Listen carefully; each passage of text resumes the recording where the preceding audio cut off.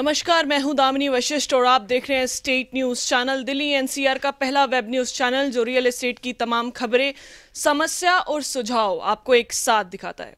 हरियाणा में हरेरा को 3 साल से ज्यादा पूर्ण हो गए हैं। रियल एस्टेट सेक्टर में हरेरा के आने के बाद क्या बदलाव आया, कैसे लोगों को बिल्डर से छुटकारा मिल पाया, इस पर ज्यादा बातचीत करने के लिए हमारे साथ मौजूद हैं हरेरा के चेयरमैन के खंडेलवाल जी। सर, सबसे पहले मुबारक हो आपको, हरियाणा में हरेरा को 3 साल से ज़्यादा हो गए हैं। Thank you Damini ji. Sir, HRERA आने के बाद रियल एस्टेट सेक्टर में किस तरह का बदलाव आया और कैसा ये बदलाव रहा है? देखो, जब हम बदलाव की बात करते हैं तो आपको समझना पड़ेगा कि पहले क्या स्थिति थी और आज क्या स्थिति है, तभी आप बदलाव के विषय में जान पाएंगे कि क्या बदलाव हुआ है। सबसे ज़रूरी चीज़ ये है कि रेरा आया क्यों, ये कानून आया क्यों। सबसे पहले जब हम इसकी पृष्ठभूमि समझ लेंगे तो आप ये आंकलन कर सकते हैं कि रेरा आने के बाद क्या स्थितियों में परिवर्तन हुआ है। रेरा आने के 4 मुख्य कारण थे। हर आदमी अपना घर चाहता है। जिस व्यक्ति ने व्यापार करना होता है वो व्यापार के लिए अपना स्थान चाहता है। तो घर जो है ना, उसका स्वप्न होता है मिडिल क्लास का। जब हरियाणा में, पर्टिकुलरली गुड़गांव में, उत्तर प्रदेश में नोएडा में, महाराष्ट्र में बॉम्बे में, ये बड़े सेंटर थे रियल एस्टेट डेवलप होने के, और यहाँ कुछ इस तरीके की धांधलियाँ हुई, इस तरीके की कुछ अनियमितताएं हुई, जिसका असर जो इन्वेस्टर, जिसने बड़े मेहनत करके बड़े यत्न के साथ अपने पूरे जीवन की गाड़ी कमाई उसमें इन्वेस्ट की, उसको घर मिलेगा। तो सबसे पहली जो परेशानी थी उस आदमी की थी कि उसने ये सोच करके 3 साल में 4 साल में उसको घर मिल जाएगा, उसने अपनी सारी जमा पूंजी लगा दी। 4 साल के 5 साल हो गए, 6 हो गए, 7 हो गए, 8 हो गए, ऐसे ऐसे मामले हैं जहाँ 10 साल हो गए। 10 साल के बाद भी उस व्यक्ति को ये नहीं मालूम कि उसे घर मिलेगा या नहीं मिलेगा, मिलेगा तो कब मिलेगा, और कब मिलेगा तो कैसी हालत में मिलेगा। तो इस सारी चीज़ का जो कहने का मेरा तात्पर्य ये है, ये एक अनिश्चितता की स्थिति, उससे जब चूँकि उसकी कमाई चली गई, पैसा चला गया, उसकी आशाएं टूट गई, वो एक बड़ी अजीब किस्म की मानसिक स्थिति गुजरने लगा। जो वेदना, जो तड़फ, जो दुख, जो दर्द उस आदमी का था ना, उसको समझने की ज़रूरत थी। उसके बारे में जब लोगों की बातचीतें, जब लोगों की ये भावनाएं, लोगों के विचार इस सरकार के संज्ञान में आए, तो उन्होंने कहा कि इस विषय पर यदि जल्दी कार्रवाई नहीं की गई तो इसकी जो इंटेंसिटी है, तीव्रता है, इसका जो असर है ना, वो और व्यापक हो सकता है। दूसरी चीज़, वायदा कुछ किया, दे कुछ और दिया। कहा कि मैं आपको ऐसा घर दूंगा कि मार्बल लगा होगा, वुडन उसमें पैनलिंग होगी, अच्छी जगवार की उसमें फिटिंग्स होंगी, बड़े बड़े सब्ज बाग दिखला करके बेच दिया। ऐसा ग्रीन होगा, ऐसी सुंदर पार्क होंगी। बड़ा आदमी इनेवर्ड होकर के उसने इन्वेस्ट कर दिया। जो वायदा किया ना वो पूरा नहीं किया। कहा कुछ, दे कुछ और दिया। क्वालिटी जो थी एक बहुत बड़ा इश्यू थी। जब मकान बनने के बाद, फ्लैट्स यूनिट तैयार होने के बाद कुछ दिन में उसका प्लास्टर झड़ने लगा। कई जगह स्ट्रक्चरल डिफेक्ट आ गए, कॉलमों में क्रैक आ गए, कहीं बेसमेंट में पानी भर गया।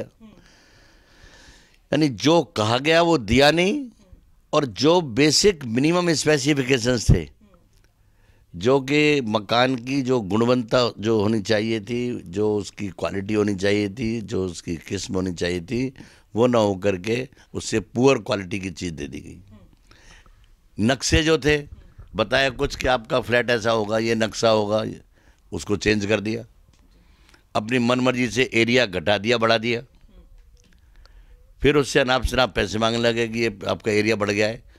भाई ठीक है, आप 1 किलो आलू खरीदने गए, आपसे 1 किलो का पैसा लिया तो 1 किलो आलू तो मिलेंगे आपको। सुपर एरिया के नाम पर बदमाशी हुई। सुपर एरिया कहा कि बोला आपका आज 1500 है, जब पोजीशन लेने लगे बोला ये 1700 हो गया। अरे भाई 1700 हो गया कैसे हुआ? क्या चेंज हुआ? क्या बिल्डिंग प्लान चेंज हुए?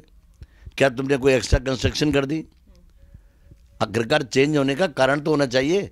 और जिस व्यक्ति ने पैसे देने हैं, अब पोजेशन का टाइम आ गया, उसकी दिक्कत क्या है? या तो पोजेशन लो, पैसा दो एक्स्ट्रा। अगला आदमी सुझाव तलबी करता है कि भाई ये बढ़ा कैसे, तो पैसा नहीं देंगे। जिस आदमी ने पूरी ज़िंदगी इंतजार किया हो कि उसको मकान मिलने वाला है, अब देखिएगा किस जंक्शन पर खड़ा है वो, कि इधर उसका मकान तैयार है, वो लेना चाहता है, लेकिन उससे फालतू पैसे मांगे जा रहे हैं। और भी अनाप शनाप पैसे पोजेशन के टाइम पर, बोले ये जी आप इस चीज़ का चार्ज दो, एनुअल मेंटेनेंस 2 साल की दो। भाई 1 साल की क्यों नहीं, 6 महीने की क्यों नहीं? और यदि मान लो आप पैसे लेने थोड़े लेट हो गए, तो बोला जी हमने आपकी प्रॉपर्टी रखी है, इसका होल्डिंग चार्ज दो। तो इस प्रकार से इसका ना जो वायदा था वो वायदा निभाया नहीं, जो एग्रीमेंट था उस एग्रीमेंट को ऑनर नहीं किया।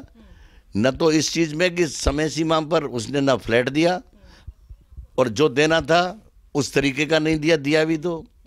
और इस सब के बावजूद अनाप शनाप उस पर चार्जेस लगा करके, अनाप शनाप उस पर पैसे और एक्स्ट्रा मांगने, एक्सटॉर्ट करने के लिए आपने पोजीशन के टाइम पर नई नई शर्तें रख दी। इस सब के बावजूद जो और एक बहुत बड़ी समस्या थी, जिस समस्या से उसको जूझना पड़ता था, वो समस्या ये थी कि जब वो उसके पास जाता था कि भाई मैं अपनी प्रॉपर्टी देखना चाहता हूँ कैसी बन रही है, क्या क्वालिटी है उसकी, तो उनके बाउंसर अंदर नहीं घुसने दें। जब वो दफ्तर में जाए तो दफ्तर में उसको ऊपर नहीं जाने दें। यानी वो बेचारा परिस्थितियों का दास बन के रह गया। अपना पैसा लगा करके उसे लगने लगा कि वो लूट लिया गया है, अपना पैसा लगा करके वो भिखारी की स्थिति में आ गया। इस प्रकार की जो अनियमितताएं थी, माल प्रैक्टिसेज थी, जहाँ कॉमन मैन के साथ धोखाधड़ी हुई, उस धोखाधड़ी को कैसे रोका जाए। फिर लोगों ने क्या किया कि आज ज़मीन ले ली, तुरंत अखबार में निकाल दिया, बोला हम यहाँ प्रोजेक्ट लेकर के आ रहे हैं और आप लीजिएगा, मकान लीजिएगा और ऐसा होगा और ये पेरिस बना के देंगे आपको। लोगों ने पैसा इन्वेस्ट कर दिया, लोगों से पैसा ले लिया एडवांस। लोगों ने कहा सारा पैसा एक मुश्त दे दोगे तो कंसर्न कर देंगे। लोगों ने, ऐसे बहुत सारे लोग थे जो जिसका लाइसेंस नहीं मिला ज़मीन का, उस प्रोजेक्ट लाने के नाम पैसे ले लिए। इनसे पैसे लिए, ये प्रोजेक्ट शुरू नहीं किया, उस पैसे से नई ज़मीन खरीद ली, वो भी लॉन्च कर दिया। वो लॉन्च कर दिया, उनके ही पैसे ले लिए। जिस ज़मीन का लाइसेंस तक नहीं मिला, उस ज़मीन के नाम पर लोगों ने प्रोजेक्ट बनाने के नाम पर यूनिट्स के, फ्लैट्स के, अपार्टमेंट्स के, विलास के, प्लॉट्स के पैसे ले लिए और वो बने नहीं। ज़मीन पर जो प्रोजेक्ट नहीं आया, ऐसे ऐसे केसेज हैं जिन मामलों में पूरा का पूरा पैसा दे चुका है वो। तो ऐसी स्थिति में जो एक बड़ी विषम स्थिति खड़ी हो गई, और एक ऐसी स्थिति थी जहाँ है ना कि बड़ा भारी उस व्यक्ति का शोषण हुआ, जिस बेचारे ने इस आशा के साथ इन्वेस्टमेंट किया था कि वो अपने घर के खुद के घर बेचूंगा। हर आदमी की एक ये स्वप्न होता है। इन समस्याओं पर निजात दिलाने के लिए सरकार ये कानून लेकर के आई। कानून का उद्देश्य था कि जो समय आपने बतलाया है कि 3 साल में पूरा होगा और इस तारीख को मैं आपको कब्जा दे दूंगा, मैं उस समय की पालना हो। नंबर 2, जो चीज़ कही है वो बना करके दो। तीसरी चीज़, जो स्पेसिफिकेशंस हैं, जो प्लान्स हैं, जो एलिवेशन है, जैसा आपने दिखलाया है, जैसा आपने बताया है, जैसा आपका सैंक्शन हुआ है, उस तरह बना करके दो। और यदि कोई परिवर्तन होता है तो आपकी आपकी मंजूरी से होगा। यानी जब तक एलओटी अपनी कंसेंट नहीं देगा, आप उसके प्लान में चेंज नहीं कर सकते, आप उसके स्पेसिफिकेशन चेंज नहीं कर सकते। ऐसा कानून आया। फिर पूरा लेआउट प्लान चेंज हो रहा है, तो 2/3 लोग, जिन लोगों को बेचा गया है, उन लोगों की प्रायर रिटन कंसेंट हो। डिफरेंस है कंसेंट में, अप्रूवल में और प्रायर अप्रूवल में। प्रायर अप्रूवल तो ये, जब तक प्रायर अप्रूवल नहीं दी तो एब इनिशियो वो गलत है, चेंज नहीं कर सकते आप। और अप्रूवल का मतलब ये है कि आपने चेंज कर दिया और बाद में लोगों से सहमति ले ली। यहाँ सहमति भी बाद में नहीं है, सहमति पहले लेनी होगी आपको। या अब आपका पैसा जो डाइवर्ट होता था, सबसे बड़ी समस्या थी, इस प्रोजेक्ट का पैसा उसमें लगा दिया, इसका पैसा उस कंपनी में ट्रांसफ़र कर दिया, पैसे को लोग खा गए। अब कानून कहता है कि 70% पैसा जो आएगा आपका, 100% जो पैसा आएगा उसका 70% पैसा जो अलग अकाउंट में जमा होगा, और उस अकाउंट से केवल खर्च हो सकता है ज़मीन पर और कंस्ट्रक्शन पर। ज़मीन पहले खरीद चुका होता है लाइसेंस के लिए, तो ज़मीन पे तो खर्च होना नहीं। इसका मतलब जो पैसा 70% आया वो पैसा कहाँ खर्च होगा? वो पैसा खर्च होगा कंस्ट्रक्शन पर। इसका मतलब प्रोजेक्ट पूरा बनेगा जरूर, आपका पैसा 70% उसमें लग रहा है, 30% जो पैसा है वो भी किस पे खर्च होगा? प्रोजेक्ट रिलेटेड आइटम्स पर। आपने कॉन्ट्रैक्टर को एडवांस देना है, आपने जो एडमिनिस्ट्रेशन के लिए इंजीनियर्स रखने हैं, आपने अकाउंट्स का स्टाफ रखना है, वो उस पर खर्चा हो जाएगा। आपने लोन लिया हुआ है, लोन का रीपेमेंट हो जाएगा। पहले क्या था, लोन ले लिया, लोन को खा गए और लोन वाली एजेंसी ने वो ज़मीन भी गिरवी रख ली और कब्जा कर लिया। अब आदमी कहाँ गया? मैंने तो अपना पैसा दे के आपसे प्लॉट बुक करा दिया, उस आदमी ने उसमें कुछ नहीं किया और उस ज़मीन पर उसने लोन और ले लिया, बैंक से लोन ले लिया, इधर से मैंने इस पैसे को कहीं और डाइवर्ट कर दिया। लोन ले लिया, जिससे लोन लिया उसका मैंने रिपेमेंट नहीं किया बिल्डर ने, तो क्या हुआ? उस बैंक ने उस ज़मीन को कब्जा कर लिया, उसको मॉर्टगेज थी वो, उसको टेक ओवर कर लिया। अब एलओटी के कह रहा बेचारे के पास, बिल्डर तो पैसे खा के भाग गया, बैंक ने ज़मीन पे कब्जा कर लिया, एलओटी के पास तो कुछ नहीं बचा, वो तो बेचारा लर्च में आ गया। तो ये जो इस तरीके की अनियमितताएँ थी, इन अनियमितताओं को रोकने के लिए ये कानून आया और आज इस कानून में ये गारंटी है, हमारा ये काम है रेरा का, कि 70% पैसा जो है वो अलग अकाउंट में रहेगा और वो पैसा खर्च होगा तो केवल ज़मीन पर खर्च होगा या कंस्ट्रक्शन पर होगा। और वो भी कब पैसा निकाल सकते हो आप? जब चार्टर्ड अकाउंटेंट सर्टिफाई करे, चार्टर्ड इंजीनियर सर्टिफाई करे और आर्किटेक्ट सर्टिफाई करे, उनके सर्टिफिकेट के बाद ये पैसा निकाल सकते हो। वो मॉनिटर करते हैं, रिपोर्ट्स मंगाते हैं, टाइम टू टाइम इंस्पेक्शंस करते हैं, पैसा सही यूज हो रहा है कि नहीं हो रहा उसके बारे में हम लोग फॉरेंसिक ऑडिट कराते हैं। तो इस प्रकार से पहले क्या था, रियल एस्टेट में एक आम आदमी का भरोसा खत्म हो गया, रियल एस्टेट में एक आम आदमी का विश्वास डगमगा गया। आज क्या है, रेरा जो आया है, रेरा है तो भरोसा है, रेरा ने विश्वास कायम किया है। आज रियल एस्टेट में एक इन्वेस्टर का दोबारा विश्वास आया है, रियल एस्टेट इसलिए ग्रो भी करने लगी है। कई वर्षों की मंदी के बाद रियल एस्टेट में अब उछाल आया। क्यों? लोगों को विश्वास है कि आज यदि वो पैसा रियल एस्टेट में इन्वेस्ट करते हैं, उनका पैसा सुरक्षित है, उन्हें जिस चीज़ के लिए पैसा दिया है वो चीज़ मिलेगी, अवश्य मिलेगी। क्योंकि एक ऐसी इंडिपेंडेंट एजेंसी सेटअप की गई है जो कि उसका इंडिपेंडेंटली मॉनिटरिंग करेगी, ताकि आपके पैसे का मिसयूज नहीं हो, आपकी प्रॉपर्टी ठीक बने, आपकी प्रॉपर्टी लेआउट प्लान और अप्रूव्ड स्पेसिफिकेशंस की बने, और आपकी उस प्रॉपर्टी जो लेआउट प्लान आपको दिखलाया गया, जो आपसे वायदा किया, उस वायदे के अनुरूप बने। और यदि कोई परिवर्तन होता है तो पहले आपकी मंजूरी हो, बिना मंजूरी के परिवर्तन नहीं हो।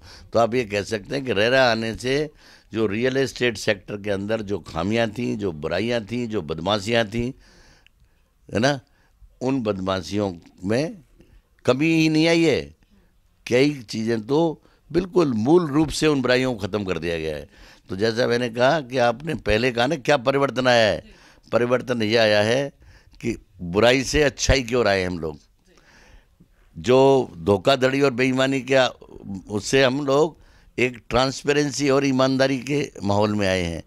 और सबसे बड़ी चीज़ ये है कि जो व्यक्ति, यानी उसकी ना भावनाओं के साथ अब खिलवाड़ हो सकता है, ना उसकी प्रोजेक्ट में देरी हो सकती है। और ये देरी होती है, यहाँ भी ये जरूरी चीज़, देरी होती है तो उसकी मर्जी है। यदि प्रोजेक्ट टाइम पर पूरा नहीं होता, अब उस आदमी को अधिकार दिया है इस कानून ने कि या तो चाहो तब अपनी प्रॉपर्टी लो, लेट मिल रही है लेट लो, लेकिन जितने दिन लेट किए, जितना पैसा आपका जमा है, उस पैसे पर आपको अनुमानित 10%, यानी स्टेट बैंक ऑफ इंडिया की जो मार्जिनल रेट ऑफ इंटरेस्ट है उस पर 2%, इस समय 9.30 9.50 के आसपास चल रहा है, उतना ब्याज आपको मिलता रहेगा। तो आपको नुकसान क्या हुआ? आपकी प्रॉपर्टी नहीं मिली, अब लेट हो जाने पर नुकसान नहीं है। पहले क्या होता था, बिल्डर कहता था कि मैं लेट हो गया तो 5 रुपये स्क्वायर फीट दूंगा, 2000 गज का 2000 फुट का फ्लैट 10,000 रुपये दूंगा, और आपने पेमेंट लेट कर दिया तो 24% ब्याज लूँगा। अब हमने क्या किया इस कानून के माध्यम से कि बिल्डर ने लेट किया तब भी देना पड़ेगा ब्याज 10%, और आपने यदि किस्तें नहीं दी टाइम पर तो 10% आपको देना पड़ेगा। लेवल प्लेइंग फील्ड, दोनों को बराबरी पे ला दिया।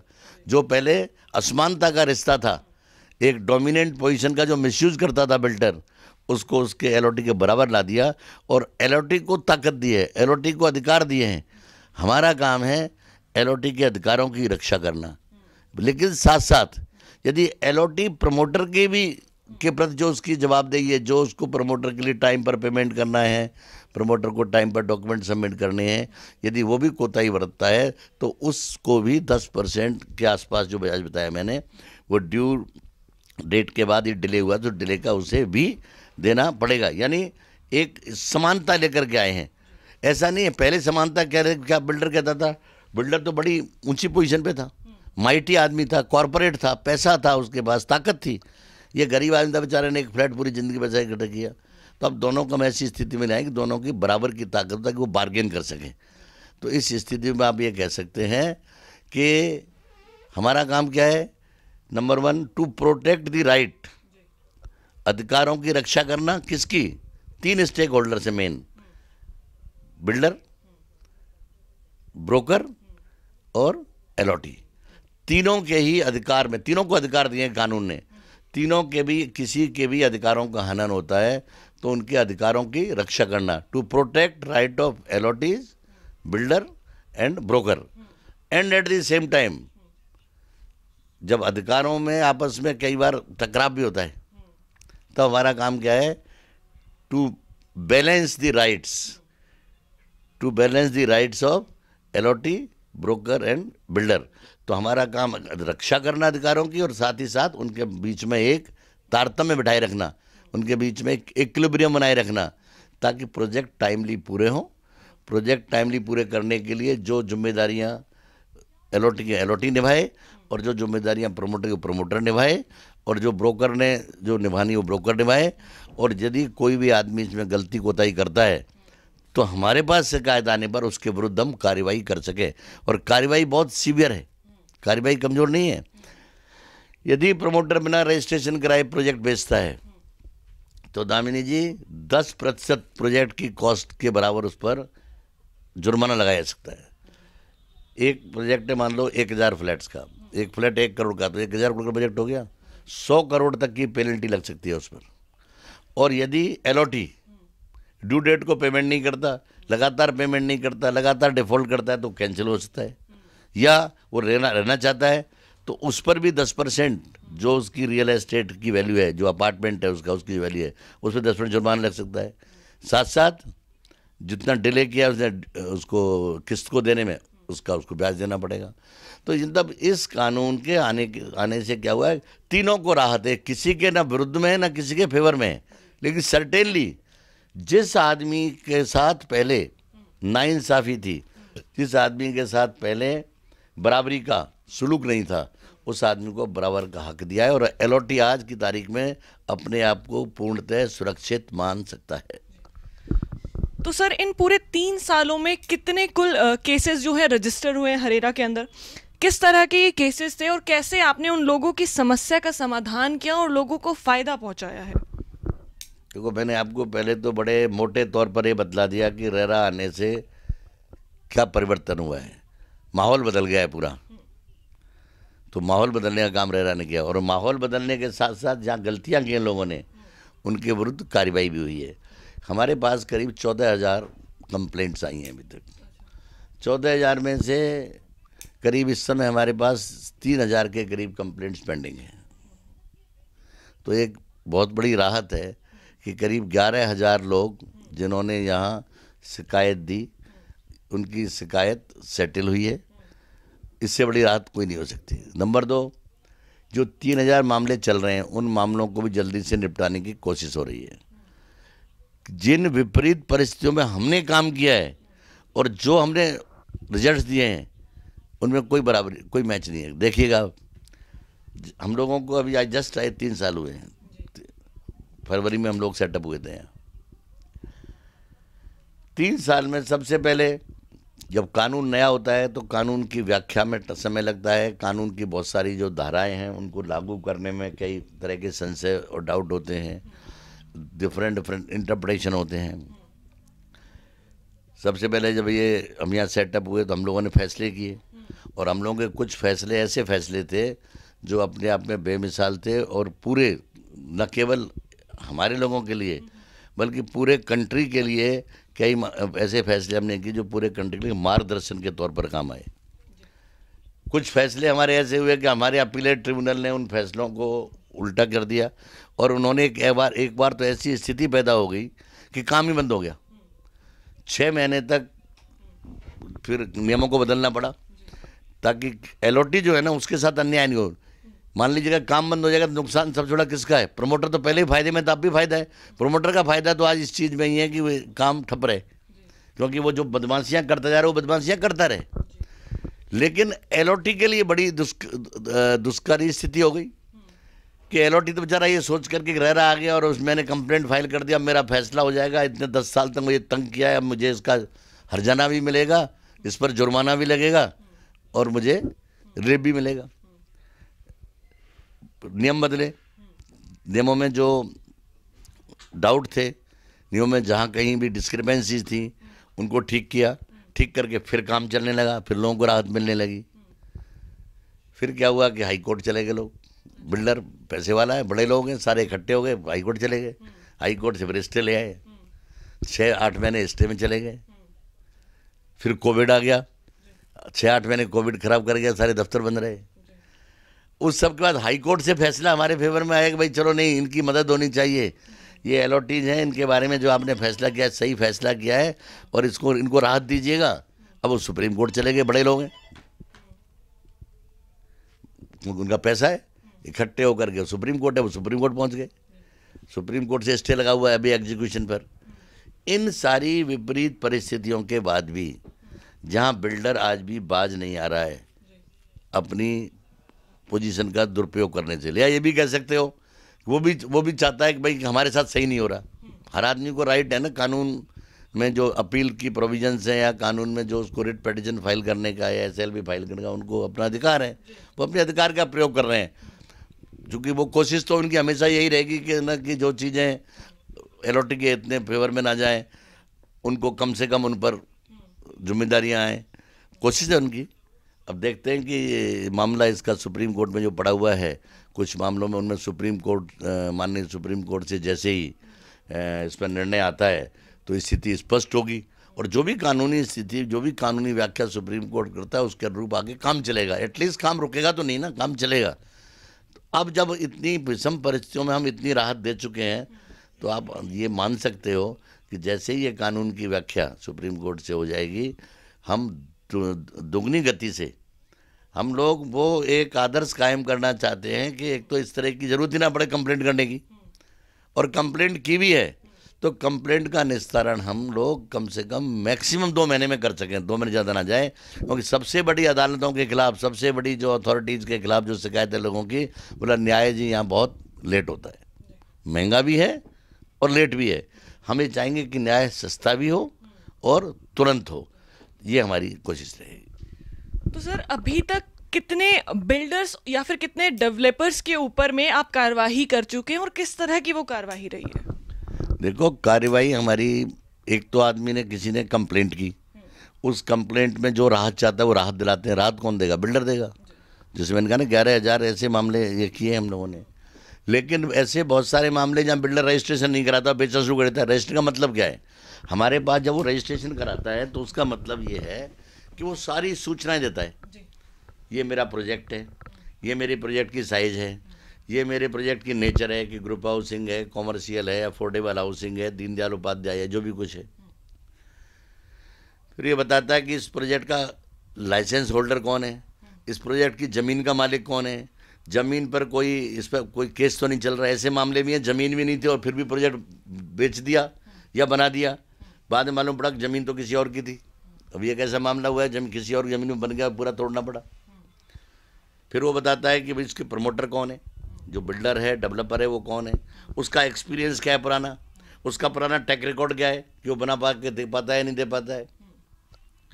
फिर जो प्रोजेक्ट है उस प्रोजेक्ट में क्या चीज़ है, मान लीजिएगा प्लॉटेड है तो किस साइज़ के कितने प्लॉट हैं, किस साइज़ के कितने प्लॉट हैं, साइज़ वाइज उसमें पार्क कितनी है, उसमें कम्युनिटी फैसिलिटीज़ कितनी हैं, उसमें हॉस्पिटल है, डिस्पेंसरी है, प्राइमरी हेल्थ सेंटर है, उसमें पोस्ट ऑफिस है, पुलिस पोस्ट है, प्राइमरी स्कूल है, सेकेंडरी स्कूल है, हाई स्कूल है, क्या क्या फैसिलिटीज़ हैं, कितनी बड़ी पार्क्स हैं, कैसी सड़कें हैं, सारी सूचना।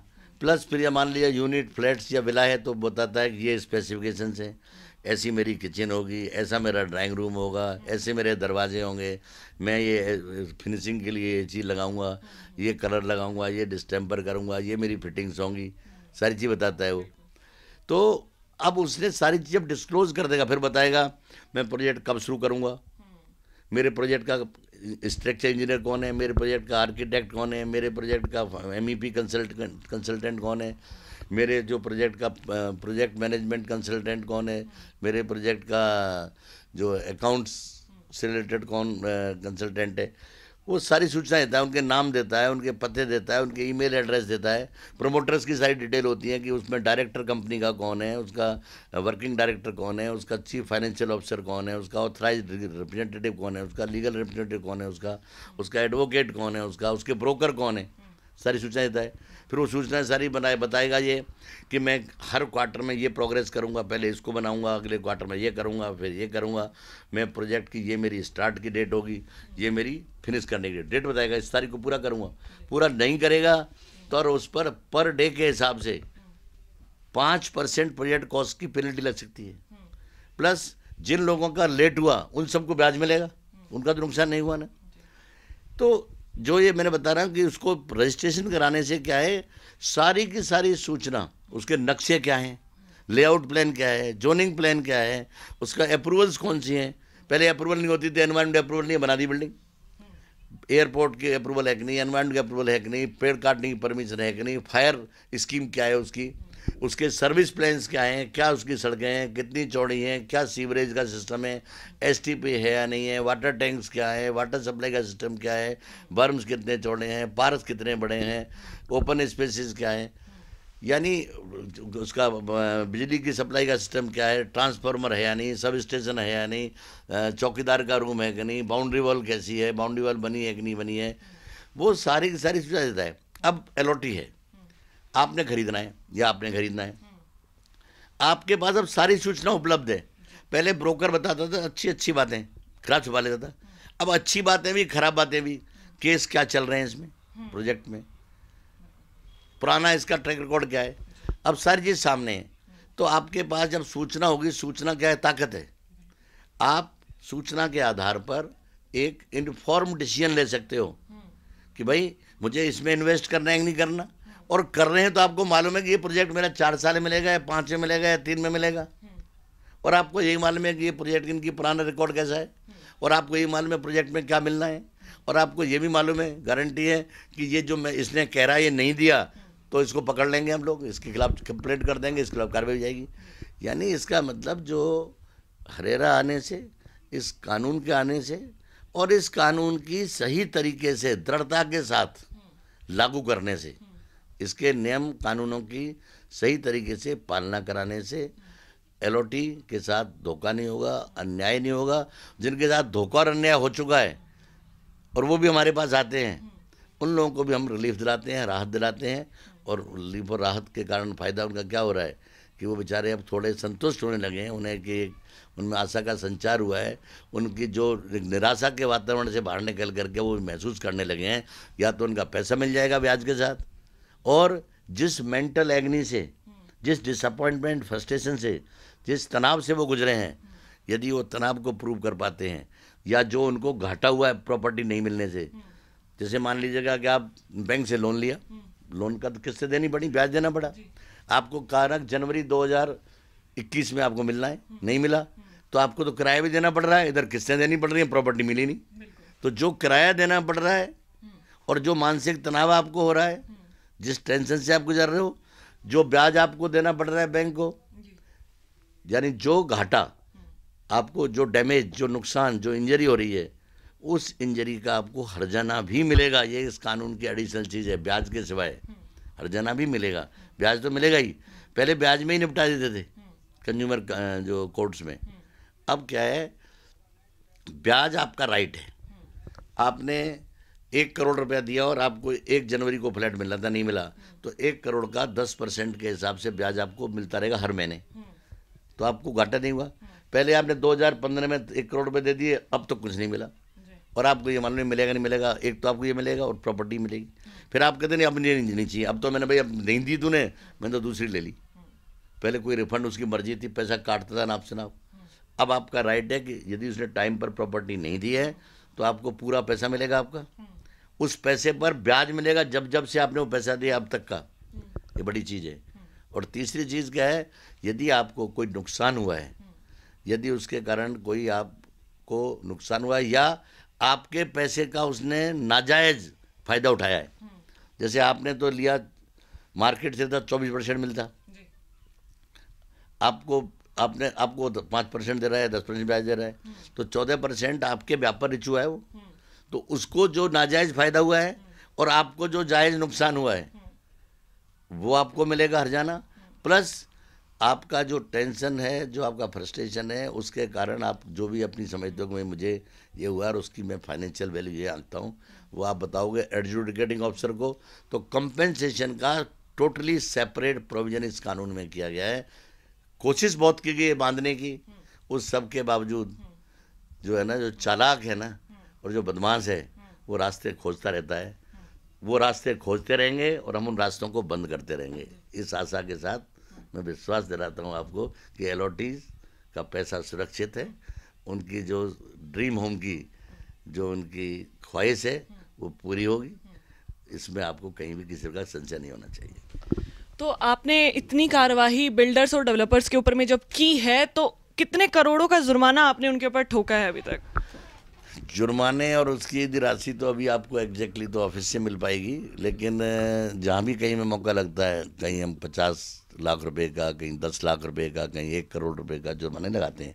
अभी हम जुर्माने को बताते हैं उसे, अभी हमारा जो है रुख है सुधारवादी, दंडात्मक कम है, हम उसे डरा करके काम ले रहे हैं। अभी हम कह रहे हैं भाई तेरे पे यदि तूने नहीं रजिस्टर नहीं कराया, तेरे पर 100 करोड़ तक का जुर्माना हो सकता है, तो 100 करोड़ के जुर्माने से रजिस्ट्रेशन करा लेता है वो। यदि उन्होंने रजिस्ट्रेशन करा लिया तो टोकन पेनल्टी उस पर लगा के 10 लाख 20 लाख लगा के कर दी। लेकिन जो बदमाश है कहने के बाद नहीं करेगा, उसे 3 साल की सज़ा भी हो सकती है और पेनल्टी की मात्रा भी इतनी ज़्यादा हो सकती है कि उसके लिए फिर उसे सहन करना मुश्किल हो जाए। सर, अभी बात की जाए हरेरा में ऐसे कोई कितने नए प्रोजेक्ट अभी तक रजिस्टर हुए हैं कि जो आगे बनने वाले हैं इंफ्रास्ट्रक्चर की सुधरने और संवरने में? जनाब आली, ये एक ऐसा सवाल किया जो छोटा सा इसका जवाब हो सकता है। क्यों बाबत जी हैं? क्योंकि बाकी तो आपने सवाल किए, निबंध पूछे हैं, निबंध लिखवाए हैं। ये सवाल ऐसा है जो आपने ऑब्जेक्टिव टाइप किया है। 400 करीब 45 के करीब प्रोजेक्ट हमारे रजिस्टर्ड हुए हैं अभी तक, नए 400 प्रोजेक्ट। नए से मतलब ये है इस कानून के आने के बाद। उनमें वो प्रोजेक्ट भी शामिल हैं जो एंटायरली नए हैं और वो प्रोजेक्ट भी शामिल हैं जो पूरे नहीं हुए, पहले चल रहे थे, इस कानून के आने से पहले चल रहे थे, पूरे नहीं हुए, अटके पड़े थे या चल रहे थे, धीमी गति चल रहे थे, या जिनमें अभी समय बचा हुआ था। वो सारे प्रोजेक्ट, यानी इस कानून का प्रोविज़न ये था कि जो ऑन गोइंग प्रोजेक्ट हैं जिनमें कंप्लीशन सर्टिफिकेट नहीं आया है, इस कानून के लागू होने के 3 महीने के अंदर अंदर रजिस्टर कराना जरूरी था, यानी सारी सूचना देना जरूरी था। तो जब एलओटी को जो बेचारे पहले धक्के खाते थे, सूचनाएं नहीं मिलती थी, उस ऑन गोइंग प्रोजेक्ट की सारी सूचना हम लोगों ने उनको रजिस्टर किया है।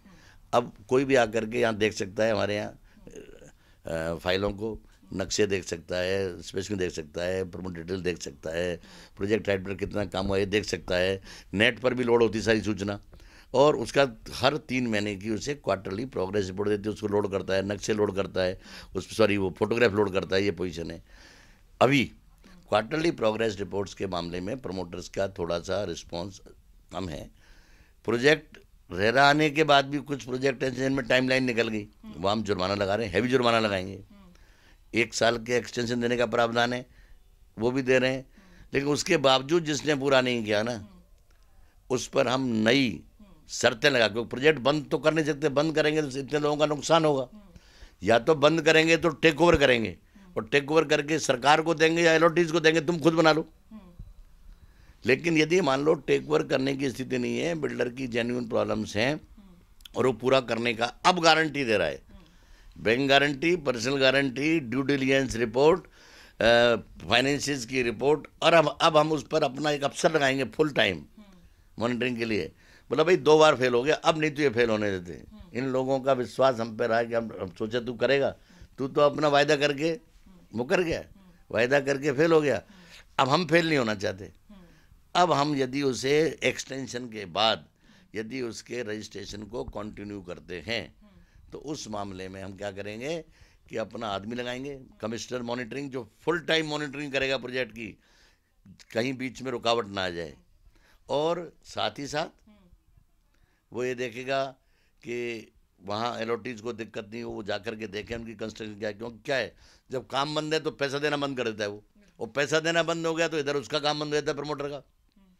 इंटरलिंक्ड है, प्रमोटर ने ब्याज लिया, बैंक से लिया है, या स्ट्रेस फंड है जो स्वामी फंड जो आया है सरकार का, उससे पैसा ले रहा है, उसकी कंडीशन पूरी कर रहा है कि नहीं कर रहा, वो भी मॉनिटरिंग कर रहे हैं, हम भी मॉनिटर कर रहे हैं। अब मल्टी प्रॉन्ग मॉनिटरिंग है।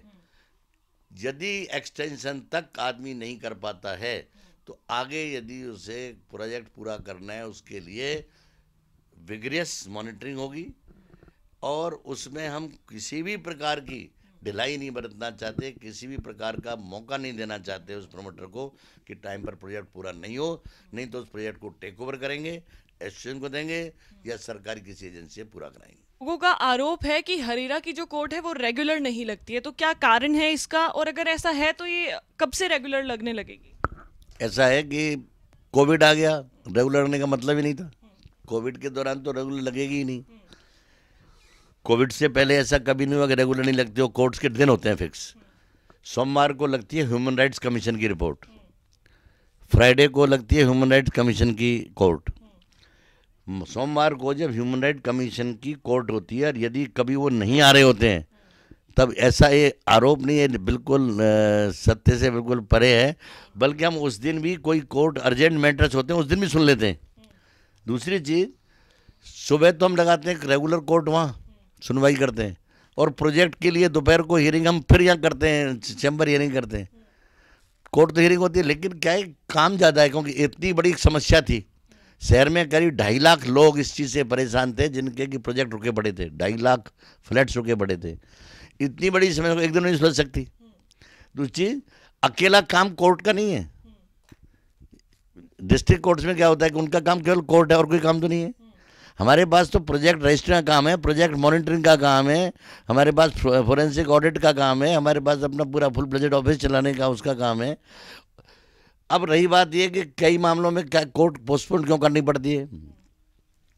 कभी वकीलों की स्ट्राइक हो गई, कभी नई बार काउंसिल का चुनाव हुआ है तो वो लोग अपना प्रोग्राम कर रहे हैं, कभी किसी की डेथ हो गई एडवोकेट की, उस सब के बाद कई बार दूसरे काम आ जाते हैं। चंडीगढ़ में मीटिंग आ गई तो कोर्ट आपको पोस्टपोन करनी पड़ेगी। कई बार आपकी दिल्ली मीटिंग आ जाती है मिनिस्ट्री में, वो कोर्ट पोस्टपोन करती है। यानी हमारा वो तो मीटिंग में नहीं जाते हैं ना डिस्ट्रिक्ट कोर्ट्स वाले।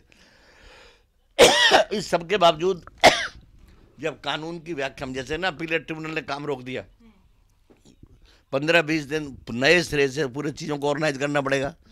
फिर काम शुरू हुआ, फिर हाई कोर्ट से स्टे हो गया, फिर उन केसेस को ट्रांसफ़र करना पड़ा कुछ एजुकेटिंग ऑफिसर के पास, हमारे पास 10-15 दिन काम उससे सारा सफ़र कर गया। कोविड बीच में दफ्तर में किसी को कोविड हो गया तो लोगों की सुरक्षा जरूरी था, कुछ दिन कोर्ट ना लगाए। ऐसा नहीं, हम लोगों ने कोर्ट तो उस दौरान भी लगाई है जिस दौरान पूरे कंट्री में कोई कोर्ट नहीं लगा रहा था।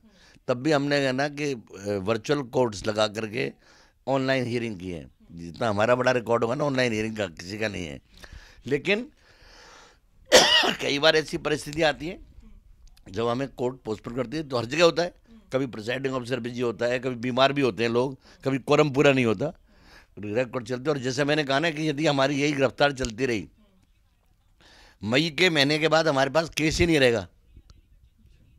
हमारी आज स्थिति ये है कि हमारे पास जो डेट दी है हमने मार्च की है, जैसे अब पोस्टपोन मई में गए हम, 5 मई के बाद तो डेट ही नहीं दे रखी हमने। 5 मई से पहले पहले जितने भी केस लगे हुए हैं सारे केसेज की सुनवाई है। तो हमारा मामला मई के एंड तक तो हम सारे केसेज ही ख़त्म कर देंगे। तो ये कहना कि कोर्ट कभी लगती है कभी लगती है, कोर्ट हमेशा लगती है। लेकिन कोर्ट जब लगती है डेट, प्रीफिक्स डेट के बाद भी कई बार परिवर्तन करना डेट में जरूरी हो जाता है परिस्थितियों के कारण। सर, लोगों का एक आरोप ये भी है कि हरेरा के जो ऑर्डर्स है उनके जजमेंट्स में भी देरी होती है, और बाने तो ये है कि सेक्शन 29(4) के तहत 60 दिन के अंदर जजमेंट आ जाना चाहिए। ये तो दोनों को आपको सूचना पूरी नहीं है, ना पूरी तैयारी करके आई हैं। ये ऐसा है कि ये है, होता है हर जगह, मोस्टली जितने भी कानून आते हैं उन कानूनों में ये प्रोविजन होता है कि 2 महीने के अंदर उस मामले का निपटारा हो जाना चाहिए। लेकिन नहीं हो निपटारा तो आपको रिटन में उसका फाइल पे लिख देना चाहिए क्यों नहीं हो रहा है। अब निपटारा क्यों नहीं होता, प्रोसेस क्या है, संभव ही नहीं है 2 महीने होना। क्यों नहीं है?